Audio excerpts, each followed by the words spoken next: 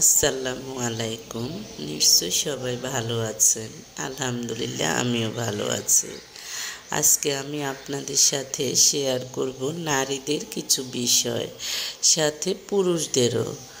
হ্যাঁ, নারীরা বোকা, আবার কিছু কিছু ক্ষেত্রে কিছু নারী আছে খুব শেয়ানা টাইপের, খুব চালাক চতুর। অনুরূপ কিছু পুরুষও আছে বোকা, আবার কিছু পুরুষও আছে খুব শেয়ানা টাইপের। এবার বলি নারীদেরকে কেন বোকা বললাম।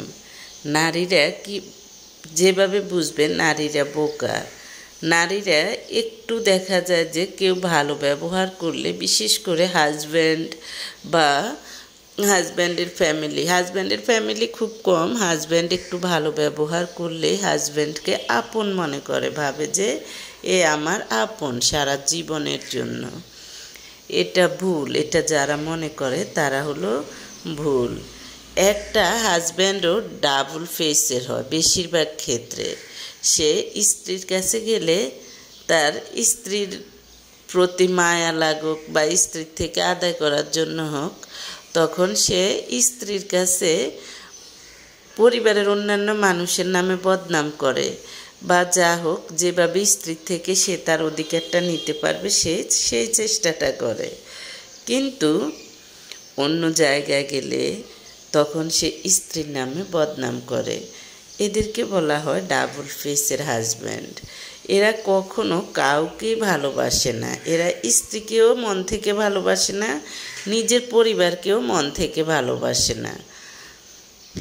হ্যাঁ, তাই সবসময় মনে রাখবেন, বরঞ্চ মানুষের চেয়ে পশু আরও ভালো। আপনি যে কোনো পশুকে বা প্রাণীকে আপনি যদি মন থেকে ভালোবাসেন, মন থেকে একটু পানি দেন, সেটা দেখা যায় যে কৃতদাসের মতো আপনার পিছনে পিছনে থাকবে। কিন্তু ডাবল ফেসের মানুষগুলোকে আপনি যতই আপনার কিডনি, লিভার সব বিক্রি করে দেবেন, তারা আপনাকে প্রকৃত ভালোবাসা দিবে না। মনে রাখবেন, মানুষ কখন পশু থেকে আলাদা হয়? যখন মানুষ তার ইমোশনকে কন্ট্রোল করতে পারে, তখন হলো সে পশুর থেকে আলাদা। আর যারা ইমোশনকে কন্ট্রোল করতে পারে না, তারা হলো পশুর মতোই। হ্যাঁ, আমরা অনেকেই পলাশকে দায়ী করি, এই যে এসপি পলাশ হত্যা আর পলাশের আত্মহত্যার জন্য, বা পলাশকে দেখলে আমরা কখনো চিনি না, দেখি নেই, অনেক খারাপ লাগে, অনেক কষ্ট লাগে। কিন্তু ওনার ডাবল ফেসের জন্য ওনার কৃতকর্মের ফল আজকে উনি নিজেকে শ্যুট করে প্রমাণ করেছেন।